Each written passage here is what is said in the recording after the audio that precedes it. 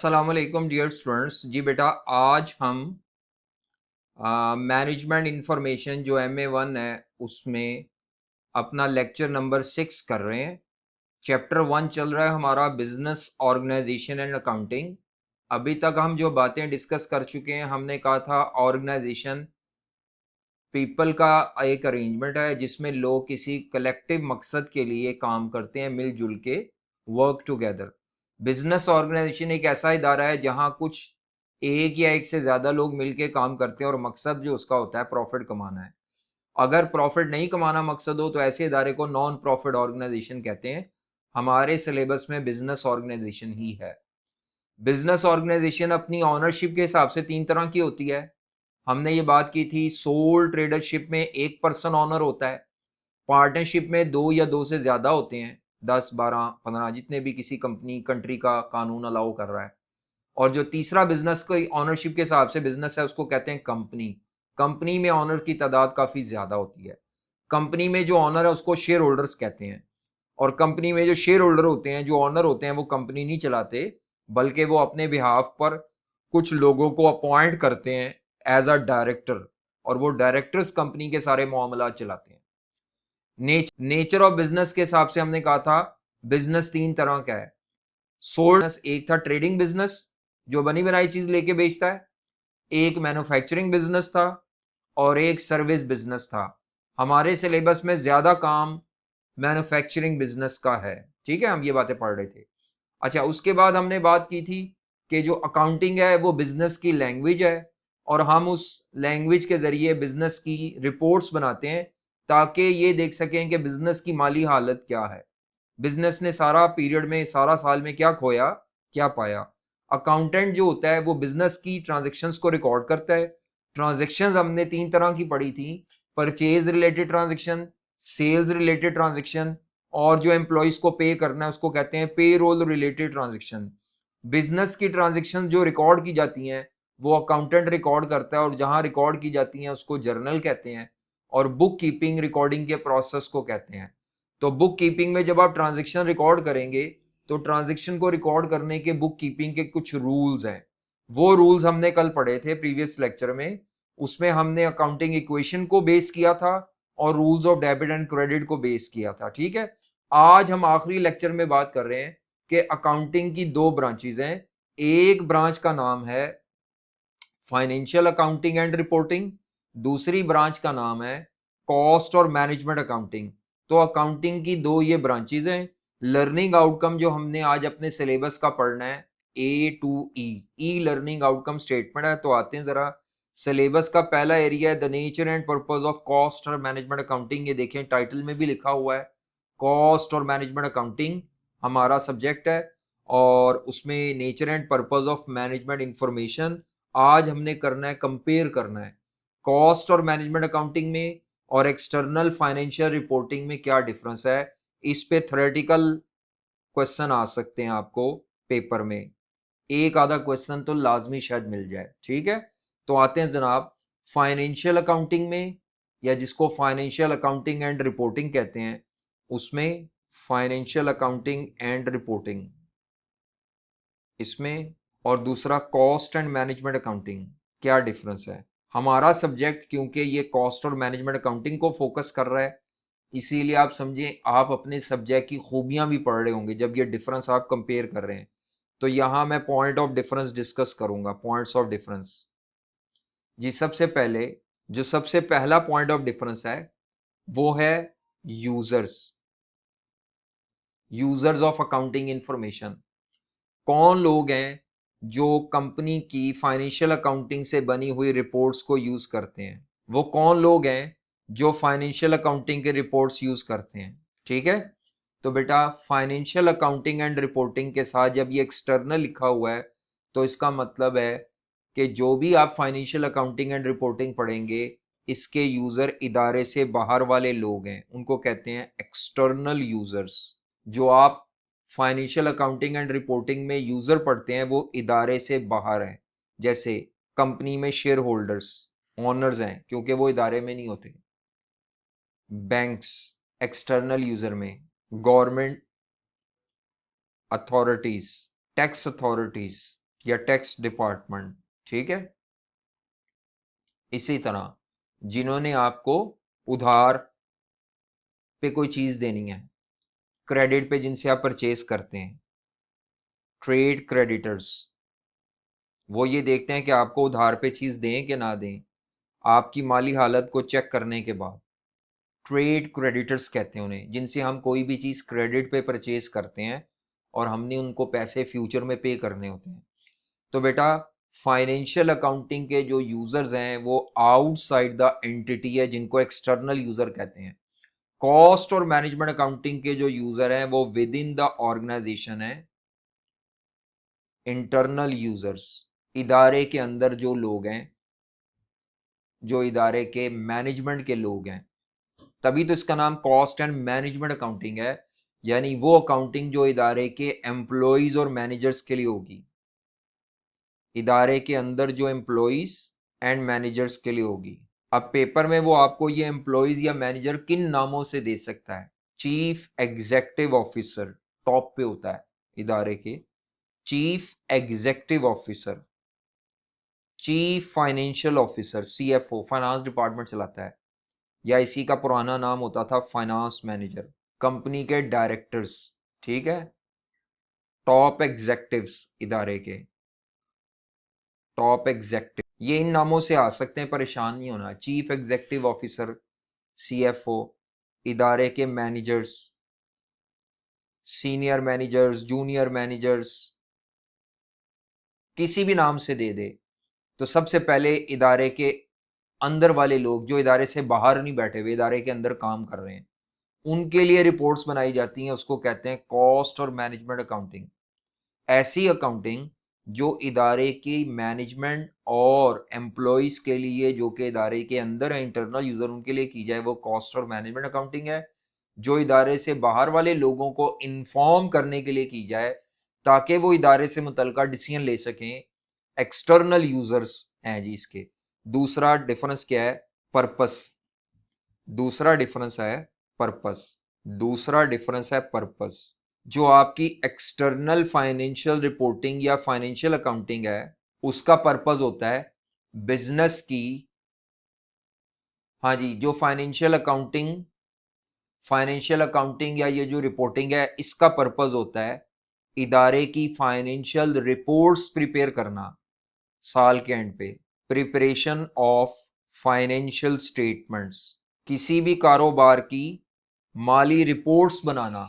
Financial statements किसी भी कारोबार की माली रिपोर्ट होती है, तो प्रिपरेशन ऑफ फाइनेंशियल स्टेटमेंट्स, ठीक है। तो इसका पर्पस क्या है? बिजनेस की फाइनेंशियल स्टेटमेंट्स बनाना। तो फाइनेंशियल स्टेटमेंट्स कई तरह की हैं, वो आपके टीचर आपको बता देंगे FA1, FA2, FFA में। मैं सिर्फ ये बता रहा हूं कि किसी भी बिजनेस की माली रिपोर्ट्स, ये बिजनेस का रिजल्ट कार्ड होता है।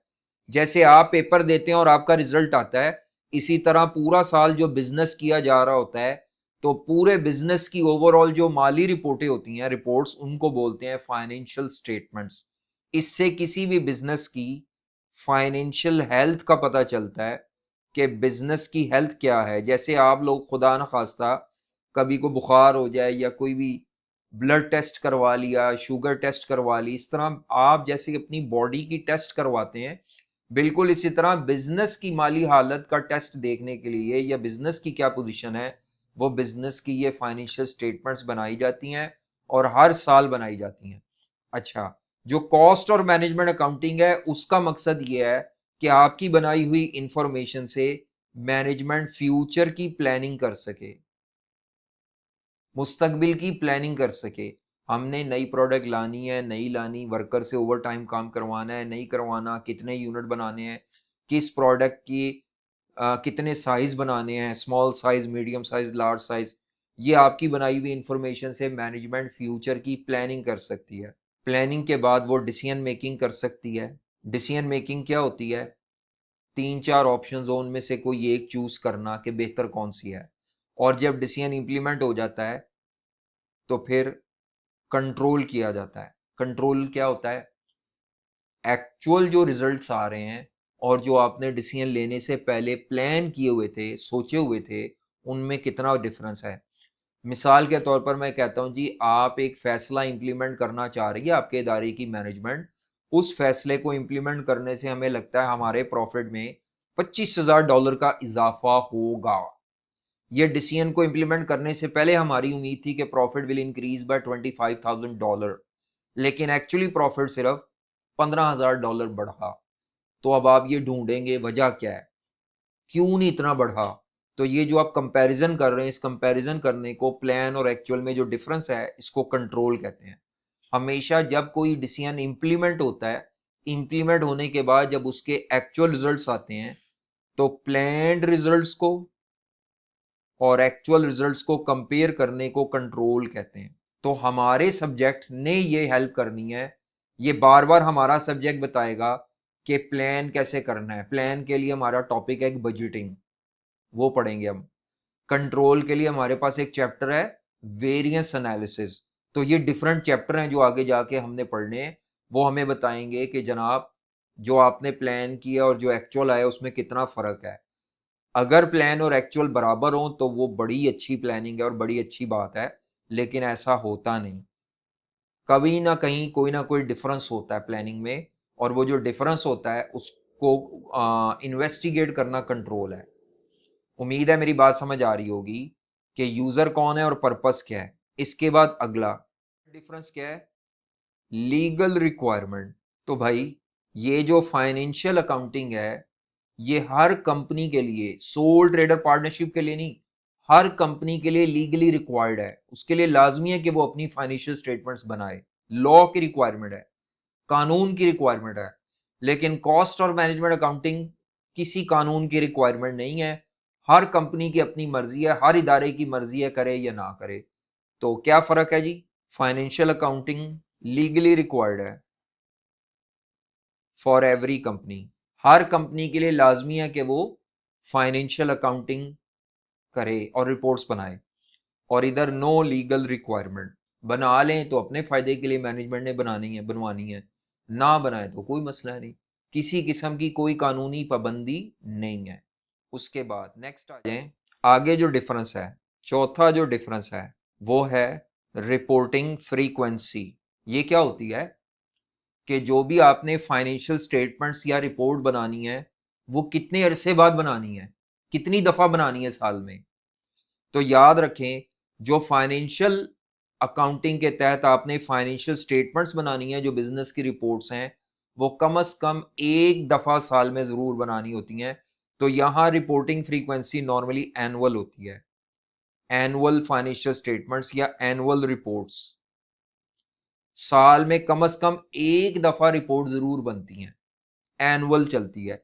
इसीलिए आप जो भी अकाउंटिंग पढ़ेंगे अपनी FA1 FA2 में और FFA में, वहां एनुअल डाटा दिया होगा ज्यादातर।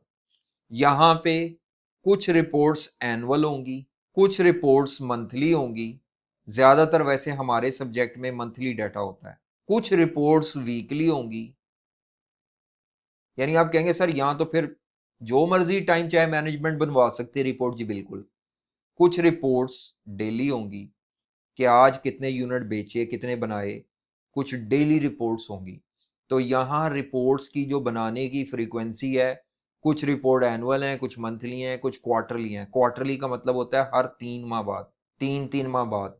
साल में 12 महीने होते हैं, साल में 12 महीने होते हैं।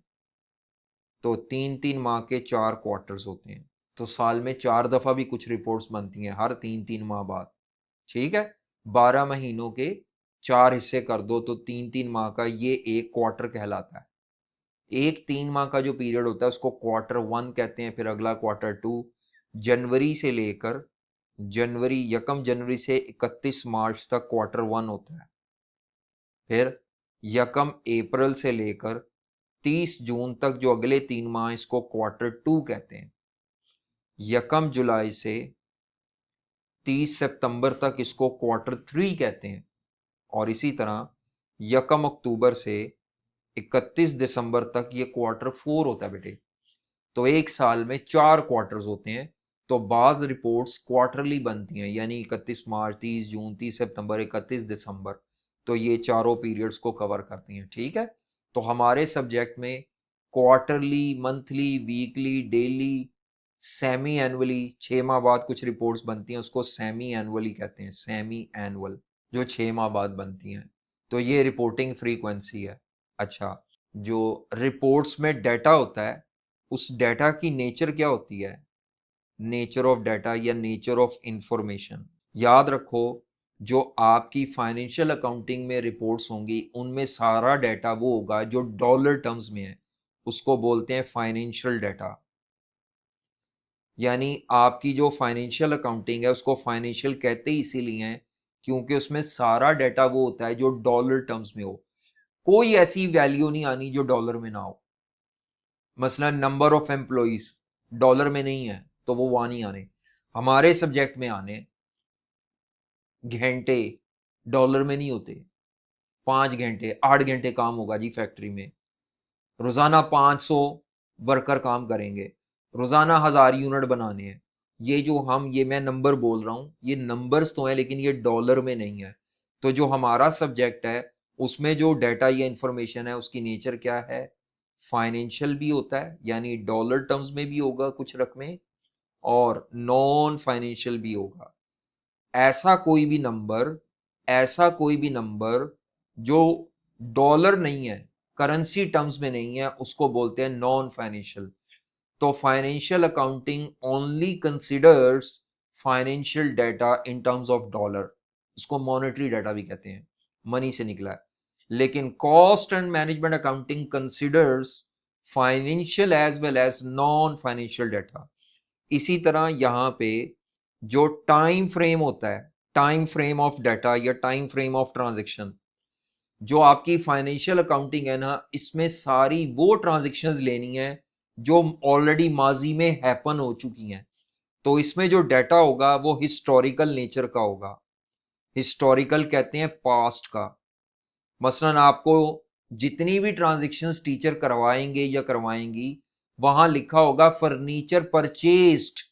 परचेस्ड का मतलब है खरीदा जा चुका है, मतलब खरीदना नहीं है, खरीदा जाएगा, वो वाली ट्रांजेक्शन नहीं होनी। फाइनेंशियल अकाउंटिंग में सारा डाटा जो यूज किया जाता है फाइनेंशियल स्टेटमेंट्स के लिए वो माजी का होता है।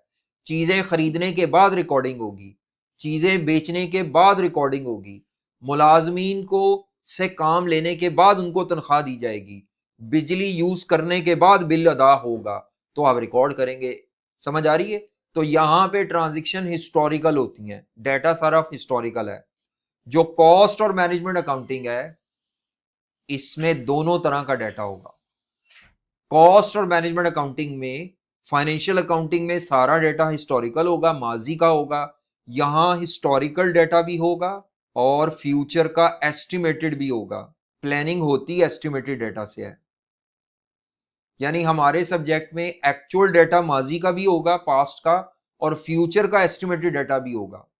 सबसे पहले फाइनेंशियल अकाउंटिंग की जो रिपोर्ट्स हैं वो कौन पढ़ता है? इदारे से बाहर वाले लोग। और मैनेजमेंट अकाउंटिंग की जो रिपोर्ट्स हैं वो मैनेजमेंट पढ़ती है, वो यूज करती है। उसके बाद फाइनेंशियल अकाउंटिंग का पर्पज है फाइनेंशियल स्टेटमेंट्स रिपोर्ट्स बनाना जो बाहर वालों के लिए है। इसका मकसद है मैनेजमेंट के लिए वो रिपोर्ट्स बनाना जिससे मैनेजमेंट प्लानिंग कर सके, इदारे के लिए डिसीजन मेकिंग कर सके और कंट्रोल कर सके। फाइनेंशियल अकाउंटिंग हर कंपनी के लिए लीगली रिक्वायर्ड है, सोल ट्रेडर पार्टनरशिप के लिए नहीं। कॉस्ट और मैनेजमेंट अकाउंटिंग जिस मर्जी इदारे में हो, कोई लीगल रिक्वायरमेंट नहीं है। फाइनेंशियल अकाउंटिंग में जो रिपोर्ट्स बनाएंगे वो एनुअल होंगी कम से कम। यहां पर कुछ एनुअल है, कुछ क्वार्टरली है, कुछ वीकली है, कुछ डेली है। फाइनेंशियल अकाउंटिंग में जो डाटा है फाइनेंशियल अकाउंटिंग में जो डाटा है वो डॉलर टर्म्स में फाइनेंशियल डाटा है, तभी उसका नाम फाइनेंशियल अकाउंटिंग है। इधर फाइनेंशियल भी और नॉन फाइनेंशियल भी है। उसके बाद जो टाइम पीरियड है, जिस टाइम का डाटा होगा वो माजी का होगा। Financial accounting uses historical data. Cost and management accounting में हिस्टोरिकल भी होता है और फ्यूचर का भी होता है। उसके बाद publication of reports. Financial accounting में जो भी रिपोर्ट्स होंगी वो कंपनी की वेबसाइट पे फिजिकल फॉर्म में पब्लिश की जाएंगी। यहां रिपोर्ट्स पब्लिश की जाती हैं, फिर ही लोग पढ़ते हैं उसको। कंपनी की वेबसाइट पे शो की जाती हैं, किसी गवर्नमेंट इदारे में जमा कराई जाती हैं ताकि अगर कोई पढ़ना चाहे तो पढ़ ले। तो financial statements are published annually, या जब भी, तो ये पब्लिश हैं। ये सीक्रेट अकाउंटिंग है, इनको पब्लिश नहीं किया जाता। ये सीक्रेट होती हैं रिपोर्ट्स, ये किसी के सामने नहीं रखी जाती सिवाय ऑनर या मैनेजमेंट जो भी हैं, बल्कि इवन ऑनर के सामने भी कंपनी में नहीं रखी जाती, डायरेक्टर वगैरह इसको यूज करते हैं या एम्प्लॉयज। तो ये रिपोर्ट्स कहीं पब्लिकली पब्लिश नहीं होती। किसी कंपनी की वेबसाइट पे कॉस्ट और मैनेजमेंट अकाउंटिंग नहीं मिलेगी आपको, रिपोर्ट्स नहीं मिलेंगी, ठीक है। उसके बाद फोकस, या जिसको स्कोप भी कह सकते हैं। फाइनेंशियल अकाउंटिंग जो है ना, इसका मकसद ओवरऑल एंटिटी है, होल ऑर्गेनाइजेशन है। पूरे इदारे की सेल काउंट होगी, पूरे इदारे के खर्चे काउंट होंगे। अगर हमारा इदारा 4 प्रोडक्ट बेच रहा है तो चारों का कलेक्टिव डाटा लेके चलना है। लेकिन यहां जो कॉस्ट और मैनेजमेंट अकाउंटिंग है ये ज्यादा डिटेल्ड है, इसमें पूरे इदारे को भी लेके चलना है, कुछ चीजें डिपार्टमेंट वाइज निकालनी है, कुछ चीजें प्रोडक्ट वाइज निकालनी है, और इवन एक यूनिट की भी अकाउंटिंग की जाती है कि एक लैपटॉप बनाने में कितना खर्चा आ रहा है। पूरे इदारे का खर्चा भी निकाला जाएगा, डिपार्टमेंट वाइज भी निकाला जाएगा, प्रोडक्ट वाइज भी निकाला जाएगा, एक यूनिट पे कितना खर्चा आ रहा है वो भी, यानी ये डिटेल्ड अकाउंटिंग है। यहां खर्चा पूरे इदारे का निकाला जाएगा, लेकिन ये नहीं पता होगा डिपार्टमेंट वाइज क्या है, एक यूनिट पे कितना खर्चा है। अगर आपने इस तरह एक यूनिट, एक प्रोडक्ट डिटेल से देखना हो, फिर आपको कॉस्ट और मैनेजमेंट अकाउंटिंग की जरूरत पड़ेगी, खर्चों को या आमदन को, ठीक है। तो इसका स्कोप वाइड है, डिटेल्ड है, बाउंड्रीज इसकी बड़ी हैं। उसके बाद आ जाएं नेक्स्ट, रिपोर्टिंग स्टैंडर्ड्स। हाँ जी, फाइनेंशियल अकाउंटिंग करने के लिए दुनिया में जितने भी फाइनेंशियल अकाउंटेंट हैं वो स्टैंडर्ड्स के तहत अकाउंटिंग करते हैं। उन स्टैंडर्ड्स को इंटरनेशनल अकाउंटिंग स्टैंडर्ड्स कहते हैं, IAS। और वो IAS आप आगे पढ़ेंगे FA2 में, FA1 में नहीं है, FA2 में पढ़ेंगे, FFA में पढ़ेंगे। IS2 है, IS16 है, IS7 है। वो बार बार टीचर कहेंगे IS, आप कहेंगे ये पता नहीं क्या है। IS क्या है? इंटरनेशनल अकाउंटिंग स्टैंडर्ड्स हैं जो दुनिया के तमाम अकाउंटेंट्स को एक ही तरह से गाइडलाइन देते हैं। पाकिस्तान में बैठा हुआ अकाउंटेंट अगर IS2 पढ़ रहा है तो वो भी वैसे ही उसको अप्लाई करेगा, और अगर यूके में बैठा हुआ बंदा IS2, या कहीं भी सऊदीया में बैठा हुआ बंदा IS2 को अगर यूज कर रहा है तो वो तमाम लोग एक ही तरह से IS2 को अप्लाई करेंगे। तो इससे क्या होता है, एक अकाउंटेंट जॉब छोड़ के जाता है तो दूसरा आता है, उसको पता है IS2 कैसे अप्लाई करना है, ठीक है। तो इसका स्टैंडर्ड, रिपोर्टिंग स्टैंडर्ड पाए जाते हैं इंटरनेशनल अकाउंटिंग स्टैंडर्ड्स, या IFRS भी कहते हैं इसको, international financial reporting standards. Accounting standard या रिपोर्टिंग स्टैंडर्ड्स, अकाउंटिंग स्टैंडर्ड्स या रिपोर्टिंग स्टैंडर्ड, जी समझ आ रही है। तो इंटरनेशनल अकाउंटिंग स्टैंडर्ड्स हैं, इधर कोई स्टैंडर्ड नहीं, जरूरत के मुताबिक जैसे दिल चाहे करें। मैं कोई चीज क्या करूंगा, टेबल में कर दूंगा, आप टेबल में नहीं करेंगे। मैं 3 कॉलम बनाऊंगा, आप 2 बना लेंगे। मैं 4 बनाऊंगा, आप 6 बना लेंगे, मर्जी है। जैसा डाटा मुझसे मांगा जाएगा, मैनेजमेंट मुझसे जैसी रिपोर्ट मांगेगी मैं वैसे बना दूंगा, कोई स्टैंडर्ड नहीं। हर बंदे का अपना काम करने का तरीका है इसमें, जैसे मर्जी फॉर्मेट बना के जैसे मर्जी कर लो, रिपोर्ट बना लो। यहां कोई स्टैंडर्ड नहीं है। दुनिया का हर कॉस्ट और मैनेजमेंट अकाउंटेंट अपनी मर्जी से काम करता है। हाँ, कुछ बेसिक चीजें तय हैं, लेकिन जो भी रिपोर्ट बनेगी, रिपोर्ट का कोई फॉर्मेट कैद नहीं। इधर तो फॉर्मेट की भी कैद है, इतने कॉलम बनेंगे, इतनी लाइनें होंगी, ये चीज पहले आएगी, ये बाद में आएगी, वो आपने सीक्वेंस याद रखना है, ठीक है। आगे आ जाए, नया कवर कर लिया हमने, यूजर पढ़ लिए, पर्पस पढ़ लिया, या एम कहते हैं, legal requirement, reporting frequency, nature of information, time frame, publication of report, scope और रिपोर्टिंग स्टैंडर्ड। तकरीबन सब हमने कवर कर लिया है। अब इसकी प्रैक्टिस के ऊपर आते हैं जरा, आए जी। Is a financial accountant at Alpha company. Alpha company company है, ये उसका फाइनेंशियल अकाउंटेंट है। और जैन जो है वो कॉस्ट और मैनेजमेंट अकाउंटेंट है एट बीटा कंपनी, दोनों कंपनी के अकाउंटेंट है।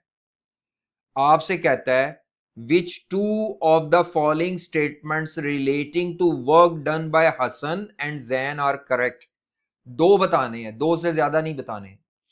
कहता है हसन is mostly concern with past financial information, past या हिस्टोरिकल, हसन क्योंकि फाइनेंशियल अकाउंटेंट है, और फाइनेंशियल अकाउंटेंट जो है जब टाइम को सामने रखे तो वो हिस्टोरिकल या पास्ट डेटे से उसका ज्यादा कंसर्न होता है, और होता भी फाइनेंशियल से है, तो ये बात ठीक है, तो ये तो सही लग रही है मुझे। आगे चलें। जैन, पहले सारी पढ़ लेते हैं।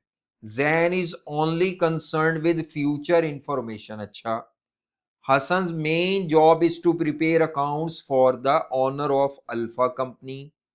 Zain is mostly concerned with non-financial information. ले जी, चार बातें हैं। पहली बात, हसन फाइनेंशियल अकाउंटेंट है और फाइनेंशियल अकाउंटेंट को पास्ट इंफॉर्मेशन से वास्ता पड़ता है, तो ये तो ठीक है, ये करेक्ट है। Jain is only concern with future information. Jain एक मैनेजमेंट अकाउंटेंट है, मैनेजमेंट अकाउंटेंट सिर्फ only concern with future information, ये गलत है। यहां होना चाहिए था जैन क्योंकि एक मैनेजमेंट अकाउंटेंट है, तो मैनेजमेंट अकाउंटेंट खाली हिस्टोरिकल नहीं, हिस्टोरिकल एंड फ्यूचर दोनों के साथ डील करता है। तो बेटा ये ऑप्शन नंबर बी इनकरेक्ट है। उसकी वजह उसने सिर्फ ओनली कह के आपको फ्यूचर तक रखा है, हालांकि फ्यूचर और हिस्टोरिकल दोनों बोथ लिखा होना चाहिए था, ये गलत है। उसके बाद हसन की मेन जॉब जो है वो अकाउंट्स प्रिपेयर करना है ऑनर के लिए। ऑनर एक्सटर्नल यूजर है, इदारे से बाहर होते हैं कंपनी में, ऑनर शेयर होल्डर को कहते हैं, और वो फाइनेंशियल अकाउंटिंग है। Jain is mostly concern with non financial, ये बात भी गलत है। Mostly concern with non financial information. अच्छा जी, तो यहां पर Jain is mostly concern with non financial information नहीं, मोस्टली फाइनेंशियल है लेकिन नॉन फाइनेंशियल भी है, तो दोनों तरह की है, ये बात भी गलत है। हाँ, फाइनेंशियल अकाउंटिंग की मेन जॉब जो है वो ऑनर के लिए या शेयर होल्डर के लिए अकाउंट्स बनाना है, तो ए और सी ठीक है। डी में क्या मसला है? डी में खाली नॉन फाइनेंशियल नहीं या मोस्टली नॉन फाइनेंशियल नहीं, फाइनेंशियल एंड नॉन फाइनेंशियल दोनों तरह का, और यहां पे भी फ्यूचर और हिस्टोरिकल ये भी दोनों तरह का चाहिए। उसके बाद आ जाए जनाब इन दोनों में से, हाँ ये बताएं जी, अब आपने यहां पे लिखना है फाइनेंशियल अकाउंटिंग या मैनेजमेंट अकाउंटिंग, बताते जाइए जरा। हाँ जी, पहली स्टेटमेंट, लीगल रिक्वायरमेंट नहीं है। हाँ जी, किसकी लीगल रिक्वायरमेंट नहीं है? मैनेजमेंट अकाउंटिंग की लीगल रिक्वायरमेंट कोई नहीं होती, ठीक है। फाइनेंशियल अकाउंटिंग तो लीगली रिक्वायर्ड है और हम कंपनी के लिए बात कर रहे हैं। उसके बाद कौन से अकाउंट्स प्राइमरीली ऑनर्स के लिए या शेयर होल्डर के लिए प्रिपेयर किए जाते हैं जी? कौन सी अकाउंटिंग जो है वो ऑनर के लिए प्रिपेयर की जाती है? तो साफ सी बात है, ऑनर क्योंकि इदारे से कंपनी से बाहर होते हैं, शेयर होल्डर एक्सटर्नल यूजर है, तो एक्सटर्नल यूजर के लिए जो अकाउंटिंग बनाई जाएगी that would be financial accounting. अगला, कौन सी अकाउंटिंग है जिसमें फ्यूचर की इंफॉर्मेशन भी यूज होती है? ओनली नहीं लिखा हुआ, फ्यूचर की इंफॉर्मेशन और फोरकास्ट कहते हैं एस्टिमेटेड डेटे को। कौन सी अकाउंटिंग है जिसमें फ्यूचर का एस्टिमेटेड डेटा भी यूज होता है? हाँ जी, तो वो मैनेजमेंट अकाउंटिंग है जिसमें यूज होता है। फाइनेंशियल अकाउंटिंग में तो डेटा सारा हिस्टोरिकल होता है। हाँ जी, कौन सी ऐसी अकाउंटिंग है जिसमें जो आप रिपोर्ट्स बनाते हैं उनका जो फॉर्मेट है, जो उनकी प्रेजेंटेशन है, जो उसकी शक्ल है, वो रिपोर्टिंग स्टैंडर्ड के तहत तय की जाती है। प्रेजेंटेशन का मतलब होता है उसका जो लेआउट है, उसका जो ढांचा है, उसका जो टेबल बनाना है, कौन सी चीज पहले आनी है कौन सी बाद में आनी है, इसको बोलते हैं प्रेजेंटेशन। तो भाई इंटरनेशनल अकाउंटिंग स्टैंडर्ड्स या आईएफआरएस हमें गाइड करते हैं कि रिपोर्ट्स कैसे बनानी, उनका फॉर्मेट कैसा होगा, वो फाइनेंशियल अकाउंटिंग में है। अगला, वो कौन सी अकाउंटिंग है जिसको मैनेजमेंट रिक्वायर करती है, जो मैनेजमेंट के लिए बनाई जाती है? वो साफ सी बात है, ये तो बहुत ही सिंपल है। वो अकाउंटिंग जिसकी रिक्वेस्ट मैनेजमेंट करती है कि सानू दे दो पॉइंट डाटा दे दो ताड़ी मेहरबानी, तो वो मैनेजमेंट अकाउंटिंग है। तो ये दो सवाल इसकी प्रैक्टिस के लिए थे। अच्छा, अब और कुछ हम पूरे चैप्टर में से कुछ करते हैं क्वेश्चंस, तो फिलहाल अभी मैं कॉपी करता हूं, फिर आप उनको करते जाइएगा जरा और मुझे आंसर बताएंगे, मैं पहले साथ साथ नहीं बताऊंगा, ठीक है। अच्छा जी, ये फर्दर कुछ एमसीक्यूज हैं। वो कहता है what is the purpose of management information? तो मैनेजमेंट अकाउंटेंट मैनेजमेंट के लिए इंफॉर्मेशन बनाता है, तो उसका पर्पस हमने पढ़ा था। वो पर्पस अगर हम देखें मैनेजमेंट अकाउंटिंग का इंफॉर्मेशन क्या था, तो वो था planning, decision making and control. वो यहाँ पे लिखा भी हुआ है, खाली planning and control, planning control and decision making, planning control decision making and research. Research and development तो डिपार्टमेंट या फंक्शन है, पर्पस नहीं है। तो ये सी था इसका आंसर। उसके बाद वो कहता है are the following statements relating to management accounting information are true और false. There are no strict rules governing the way in which management information is presented. जी कोई स्ट्रिक्ट रूल्स नहीं है, मैनेजमेंट अकाउंटिंग की इंफॉर्मेशन के कोई strict rules नहीं है, ये ट्रू है। Information is produce for external, ये मैनेजमेंट अकाउंटिंग के मुतालिक कह रहा है कि वो एक्सटर्नल यूजर के लिए है, ये बात गलत है, यहाँ पे इंटरनल यूजर लिखा होना चाहिए था। तो ये स्टेटमेंट फॉल्स है, पहली ट्रू है दूसरी फॉल्स है, तो ये ए आंसर है। आगे चलें, जो गलती है वो भी सोचा करें कि ये गलती क्यों गलत है, सही क्या होना चाहिए। Which two of the following statements relating to management information are correct? कहता है इनमें से दो स्टेटमेंट कौन सी ठीक हैं। Management accountants are only concern with past information, गलत, ओनली तो नहीं है बेटा। मैनेजमेंट अकाउंटेंट पास्ट की इंफॉर्मेशन भी और फ्यूचर की दोनों इंफॉर्मेशन को लेके चलते हैं, ये ओनली नहीं होना चाहिए। यहां लिखा होना चाहिए management accountants are concern with historical या past as well as future forecast information, ये मिस्टेक थी, ये गलत है। अच्छा, strategic planning long term planning को कहते हैं।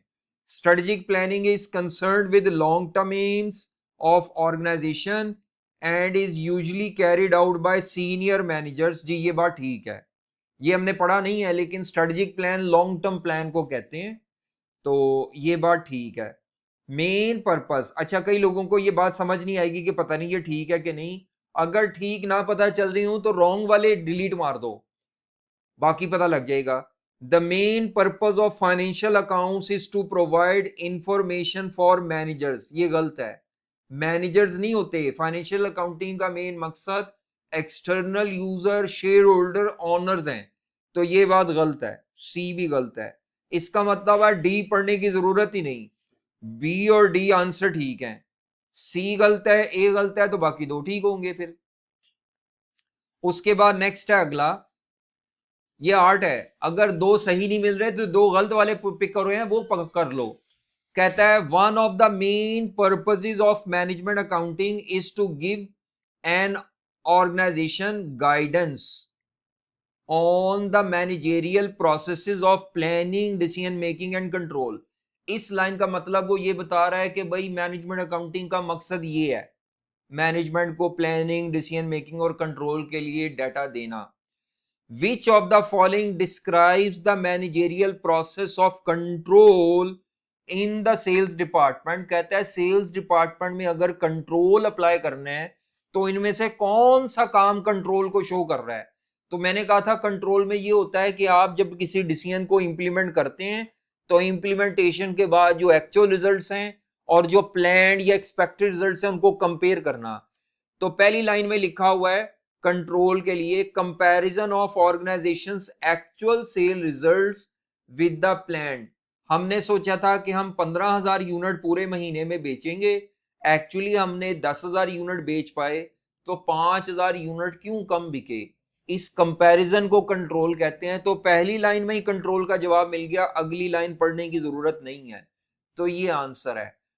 एमसीक्यूज करने की अप्रोच होती है, अगर एक गलत मतलब एक दो करेक्ट पूछ ले, करेक्ट पता लग जाए ठीक है, नहीं तो जो गलत है उनको एलिमिनेट करो, खुद ही पता लग जाएगा जो बाकी बच जाएगा। या करेक्ट को ढूंढते हैं और अगर करेक्ट समझ ना आ रही हो तो रॉन्ग को एलिमिनेट कर देते हैं। तो ये तरीका कार है, बाकी ठीक है, ये प्रैक्टिस थी। बाकी इंशाल्लाह नेक्स्ट टाइम हम चैप्टर नंबर 2 करेंगे। अभी चैप्टर 1 हमारा कंप्लीट हो गया है। चैप्टर 2 का नाम है cost classification and cost behaviour, वहां से हमारा टेक्निकल काम शुरू हो जाएगा। ये तो कहानियां थी, स्टोरी थी। नेक्स्ट अब हमारा लेक्चर जो होगा वो टेक्निकल होंगे, ठीक है, कॉन्सेप्चुअल भी होंगे। ओके बेटा, थैंक यू, अल्लाह हाफिज।